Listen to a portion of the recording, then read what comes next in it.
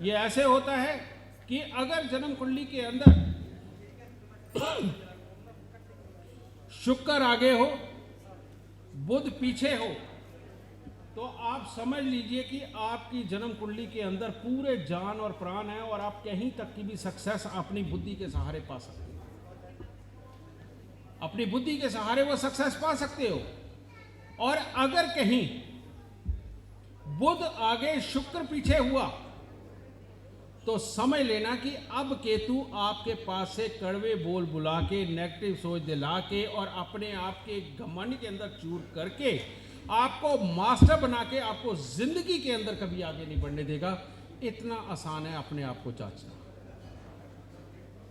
और लाल किताब के उपाय, लाल किताब के उपायों का मतलब क्या है? यहां पर यह खोज की गई कि जन्म कुंडली के 12 खाने हैं और सारा खेल इसी चीज का है कि कौन सा ग्रह कहां पर बैठा हुआ हो और कहां पर उसको बैठाया जाए तो शुभ फल दे और कहां बैठा हो तो वो नेगेटिव फल देगा।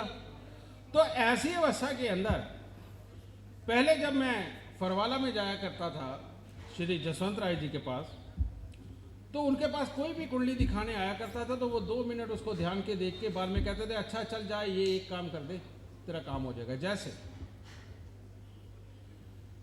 राहु खराब है, आर्मी पुलिस कोर्ट कचहरी के चक्कर में पड़ गया और समय भी आ गया, महादशा या अंतरदशा के जरिए अब वो फंसा हुआ है।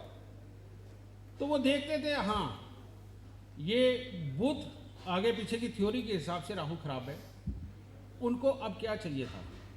आज की डेट में लाल किताब के ज्योतिषी बड़े आराम से बोलते हैं कि भाई 8 किलो सिक्के के 8 टुकड़े जल प्रवाह करते। सत्य है, अच्छा उपाय है।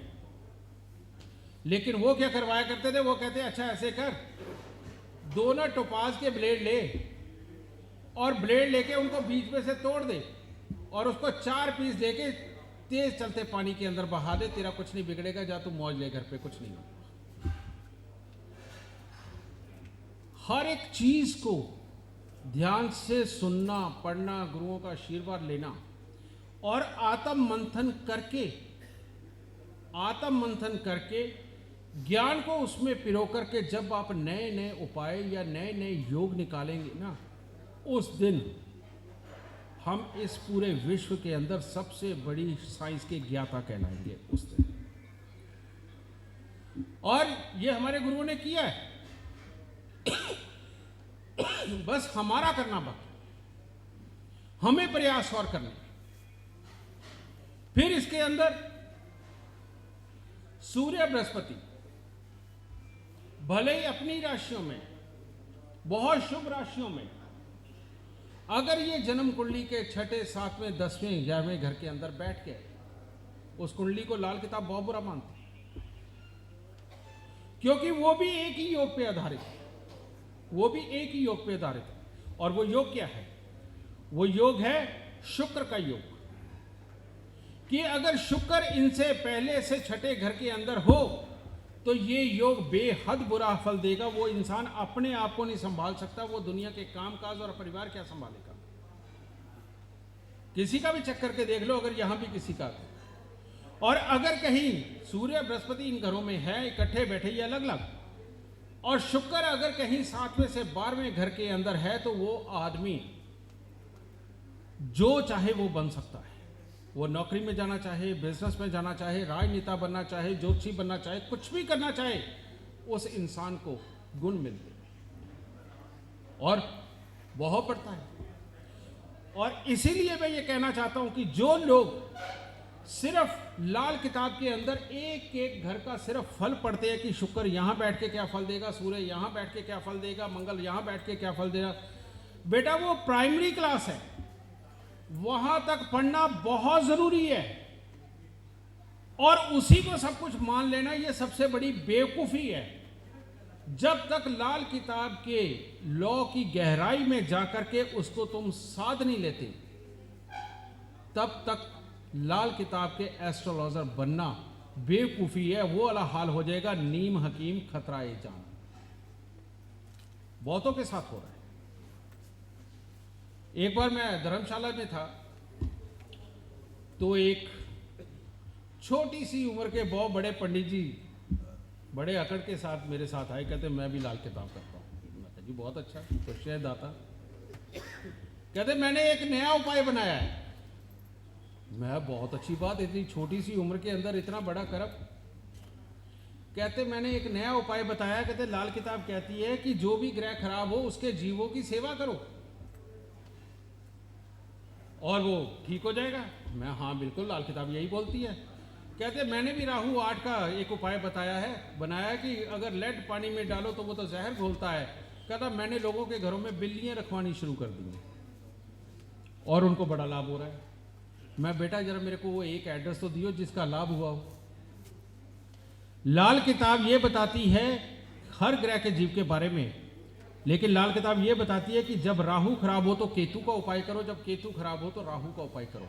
मैं ये कौन भूल गया?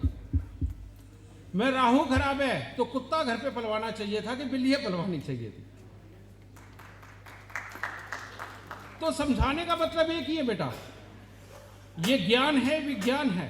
डॉक्टर इसके जरूर बनो, लेकिन अधूरे डॉक्टर ना, जो बनना है पूरे पढ़ो। मत करो आज अपना नाम बड़ा, चलेगा। मत किसी को बताओ कि आप ही मास्टर हो, चलेगा। लेकिन जिस दिन ये बिना अपने आप को दिखावे के मोड में ले जाए, बिना आप सच में मास्टर बन गए ना बेटा, आपको दिखाना कुछ नहीं पड़ेगा। आप इस स्टेज पे बोल रहे होंगे और सामने लोग ताड़ियां मार रहे, वो स्टेज। और उस स्टेज पे अगर पहुंचना है तो आज झूठी वाहवाही नहीं करवानी, आज अपने आप को साबित नहीं करना। आज सिर्फ रियलिटी में किसी भी विद्या का कोई भी गुरु हो, उसके सामने नतमस्तक होकर के जो वो दे उसको अपने एक्सपीरियंस में काउंट करो, अपने कर्म में काउंट करो, देखो फिर क्या मिलता है।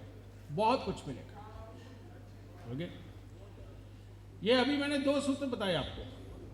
बुध के गज केसी योग के लिए बुध कैसे अच्छा या राहु कैसे अच्छा, ये। और तीसरा मैंने सूर्य बृहस्पति को लेकर के शुक्र का बताया। लेकिन आज आपको मैं बहुत बड़ा रहस्य बताने जा रहा हूं, और वो बहुत बड़ा रहस्य क्या है? ये बहुत बड़ा रहस्य है, वो रहस्य जो श्री राम जी की कुंडली में था, जो श्री कृष्ण जी की कुंडली में भी था, और जितने बहुत बड़े बड़े रिसर्चर साधु महात्मा हुए हैं जो उनकी कुंडलियों में रहस्य था, मैं वो बताने जा रहा हूं आज। और यहां से आपको पता चलेगा कि कौन वो लोग हैं जो दूसरों के दिलों पे राज कर सकते हैं अपने ज्ञान विज्ञान के बलबूते।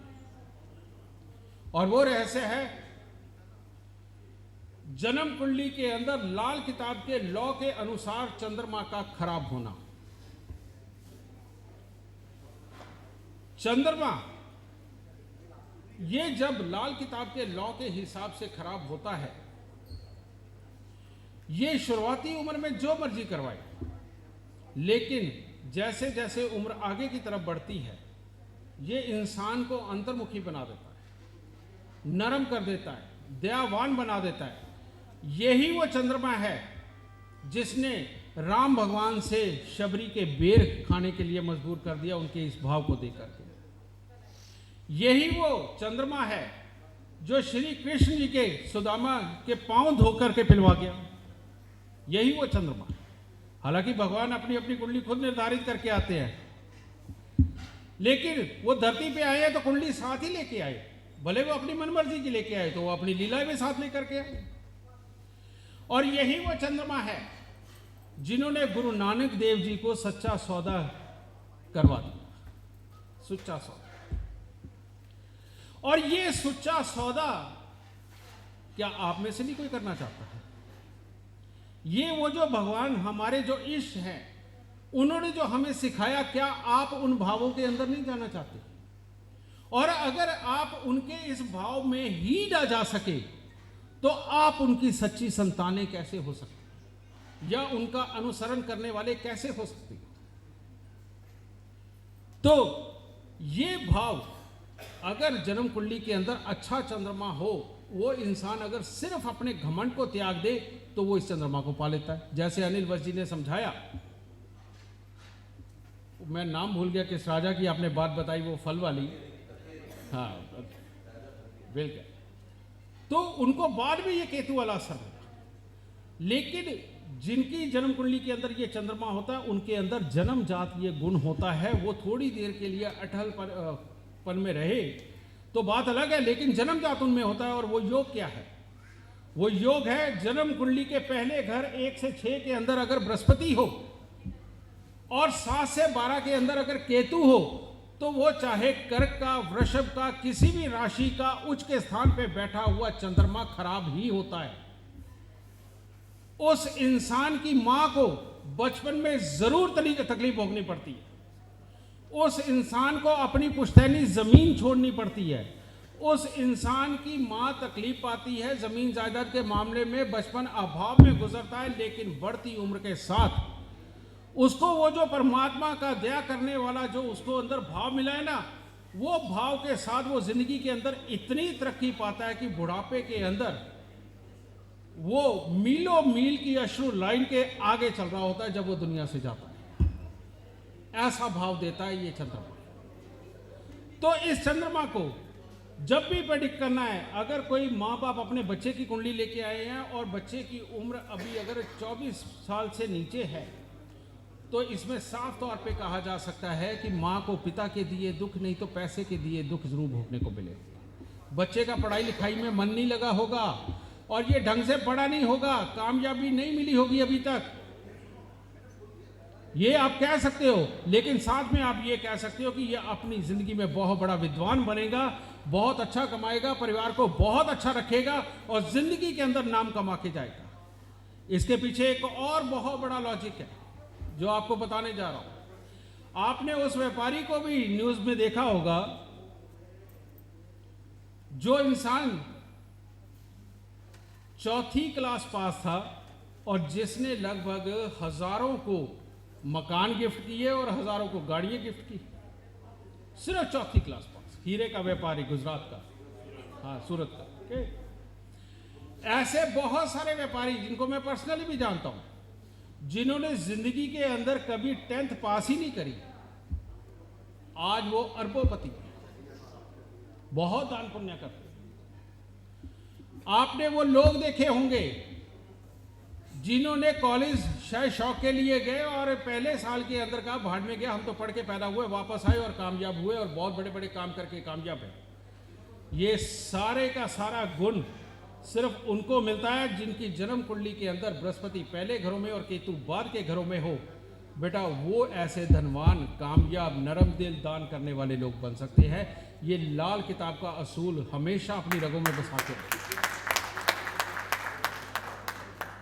और इनसे भी जल्दी, बहुत जल्दी सब कुछ प्राप्त करने वाले लोग कौन होते हैं? जिनका बृहस्पति केतु चाहे पहले घरों में हो चाहे अगले घरों में हो, यानी कि कहने का मतलब इस लॉ के हिसाब से चंद्रमा शुभ साबित हो रहा हो, तो ऐसे लोग अगर कहीं इंसान को इंसान समझ ले, भगवान को भगवान समझ ले और नौकर को भी गले लगाने की हिम्मत रखने लगे और दूसरे के दुख के अंदर भाव से समर्पित होने लगे, बेटा ये लोग इन खराब चंद्रमा वाले जितनी तरक्की करते हैं उनसे कहीं ज्यादा तरक्की ये लोग कर सकते हैं, उनसे कहीं ज्यादा तरक्की ये कर सकते हैं। लेकिन इन लोगों को एक ही चीज मारती है और वो होता है इनका घमंड कि हम किसी से कम नहीं, ये तुच्छ है, ये हमारे आगे क्या है, इसका स्टैंडर्ड यहाँ है, इसको यहीं तक रख, हम इससे वास्ता नहीं रखते, उसके साथ बैठ के बात करेंगे। जो लोग ऐसे करते हैं, ये शुभ चंद्रमा इस तरह का घमंड देता है, समझे? तो अब ये चंद्रमा की भी बारी हो गई। अब आ जाते हैं बृहस्पति पे। बृहस्पति हमारे बुजुर्ग, हमारे संस्कार, हमारे घर के अंदर संस्कार, दैवीय गुण, भगवान के प्रति आस्था, घर के अंदर लाभ, मैरिड लाइफ के सुख, सब कुछ तो देता है। लेकिन आप सबको मैं बता दूं बेटा कि इस दुनिया के अंदर ज्यादातर लोगों का बृहस्पति खराब है, क्योंकि लाल किताब के अंदर बृहस्पति को खराब करने के लिए जितने लॉ दिए गए हैं, इतने और किसी ग्रह को खराब करने के लिए लॉ नहीं दिए गए। सबसे ज्यादा लॉ बृहस्पति को खराब करने के लिए। तो यही रीजन है कि इस दुनिया के अंदर 80% डिपेंडेंट लोग हैं, जो गरीब है, जो अपने आप को चलाते हैं सिर्फ, और सिर्फ 20% वो लोग हैं जो दुनिया को चलाने का मादा रखते हैं, हिम्मत रखते हैं, ज्ञान रखते हैं। और ये 80% को एक ही प्रॉब्लम है कि ये हालात वश, अगर पापा डॉक्टर है तो हमें भी डॉक्टर बनना है, अगर हमारा भाई खिलाड़ी है तो मुझे भी खिलाड़ी बनना है, अगर हमारे चाचा प्रोफेसर है तो मुझे भी प्रोफेसर बनना है। ये इस माहौल से इंस्पायर है और इनको पता ही नहीं होता कि ये धरती पे करने क्या है। ये बृहस्पति खराब वालों की खास तौर पे प्रॉब्लम है। और अगर कहीं बचपन में ही ये चीज जान ली जाए, और आज आपको मैं एक बहुत बड़ा खुलासा कर रहा हूं, फिर ये मेरी रिसर्च में पहला चैप्टर जो आप सबको देखने को मिलेगा, ये वो देने जा रहा हूं मैं। और इस एक प्रेडिक्शन के जरिए आप जितने लोग बैठे हैं, चाहे जितने भी आप एस्ट्रोलॉजर, मैं इतना कह सकता हूं कि हमारी जीवन यात्रा संपूर्ण होने से पहले पहले आप लाखों का भला तो कर चुके होंगे। ये आपको मैं वो सूत्र दे रहा हूं। और वो क्या है? आप जिस महादशा में पैदा हुए हैं, आप जिस महादशा में पैदा हुए हैं, भले ही 10 दिन के बाद वो महादशा बदलने वाली है, और 2-4 महीने रहते हो और अच्छा, और अगर सारा ही समय पड़ा हो और अच्छा।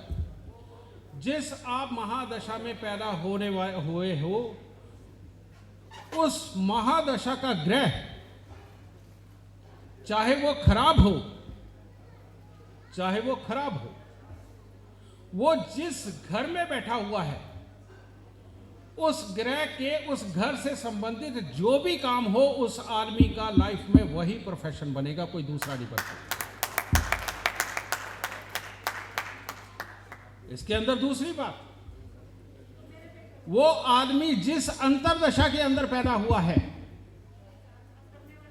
उस अंतरदशा का ग्रह अगर तो घर और राशि और लॉ के हिसाब से शुभ बैठा हुआ है, तो उस काम में जाकर के वो आदमी अमीर बनेगा। और अगर उसका घर राशि के हिसाब से, लॉ के हिसाब से वो खराब है ग्रह, तो वो इंसान सिर्फ नौकर बन के जिएगा, मालिक बन के नहीं जिएगा, लोगों को नहीं पाल सकता। ये आज ये बात इतनी सी हो गई, इसको खोजने में कितने सालों साल लग गए आप सोच नहीं सकते। और इस तरह का एक छोटा सा सूत्र इंसान की जिंदगी पलट देता। हमारी तो पलट ही गई जानने के बाद, और बताने के बाद कितनों की पलट जाएगी। इस तरह से हमें इन्हीं चीजों की खोजें करके दुनिया को आगे बढ़ाना है, उनको आगे लेकर के जाना है। तभी तो गुरु कहलाओगे, तभी तो वो दिन आएगा कि जिस दिन हमारे ऋषि मुनि जो ज्योतिष लिख के गए, उनकी गहराइयों में जा जाके एक एक चीज को खोज के लिखा, और लिखने के बाद जब वो स्वर्गों में गए, तो वो आज भी ऊपर से झांक रहे हैं कि भाई इनमें से और कौन कौन काबिल निकलेगा जो मेरे लिखे हुए को आगे बढ़ाएगा। क्या आप उनका काम नहीं करना चाहते? करना चाहते हो ना? तो बेटा अच्छा ये है, ज्योति सम्मेलन में आओ, और जिस तरह से मैं इन गुरुओं से पाके जाता हूं, इसी तरह से आप भी पाके जाओ। आपकी बातों के लिए, मिलने जुलने के लिए बहुत सारी दुनिया में बाहर जगह पड़ी है। सम्मेलनों में आओ तो ऐसे झोली भर भर के जाओ जैसे मैं यहां से भर के जाता हूं। तो बेटा अब लंबी चौड़ी स्पीचें क्या दूं मैं? जितना आपको लाल किताब के अंदर उतरने के लिए समझाने की जरूरत थी, उतना मैंने आपको समझाया। और जो जो इस असूल को फॉलो कर लेगा, वो बहुत जल्दी लाल किताब का मास्टर बनके दुनिया के सामने आएगा, इसमें कोई दो राय नहीं। और रट्टा लगाने से कभी कोई कामयाब नहीं हुआ। समझने, समझाने से, अप्लाई करने से और उसको आजमा करके सच मानने से इंसान कामयाब होता है। तो ये कामयाब इंसान, कामयाब ज्योतिषी आप बने, परमात्मा आपके दिल में रहे, और वो परमात्मा आपके दिल में रह के बहुत बड़ा ज्ञान और विज्ञान आपको दे करके बहुत बड़ा आपको बनाए, मैं यही कामना करता हूँ। जय माता, जय माता।